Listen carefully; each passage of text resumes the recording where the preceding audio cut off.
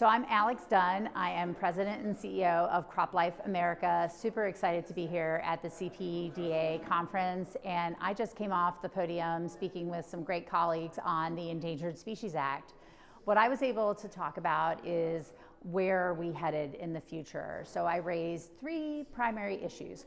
First, that this week on Monday, I was at the National Association of Farm Broadcasters conference, and I was available to talk about several issues, one being the Endangered Species Act.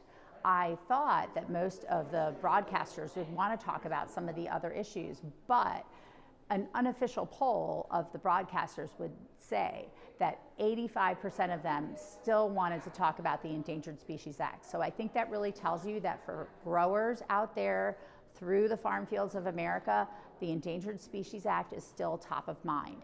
And so that's why it's really important for us to continue to work collaboratively and create resources and tools that help growers learn more about the Endangered Species Act.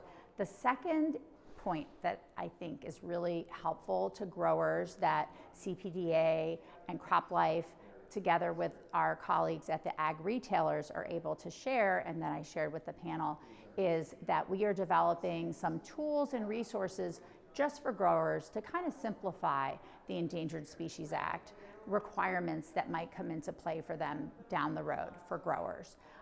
We don't want to tell growers whether this is good, bad for them. We just want to kind of make the requirements that might apply to them be a little easier to understand.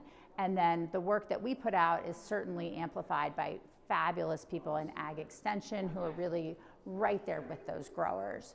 And then I think the final point that is really important for growers that I was able to make on the panel is to remind growers that the Endangered Species Act isn't going to come at them like a tsunami. It's going to come at them label by label. And right now, EPA has nearly 300 active ingredient labels to which Endangered Species Act language has to be added. It's going to take the agency some time to do that. So again, what a grower needs to do is pick up their product that they're going to use, herbicide, insecticide, and so forth, and see if Endangered Species Act language has been added. Right now, that's a handful of products. So this is a time to learn and get familiar with the Endangered Species Act, but not to get overwhelmed by it.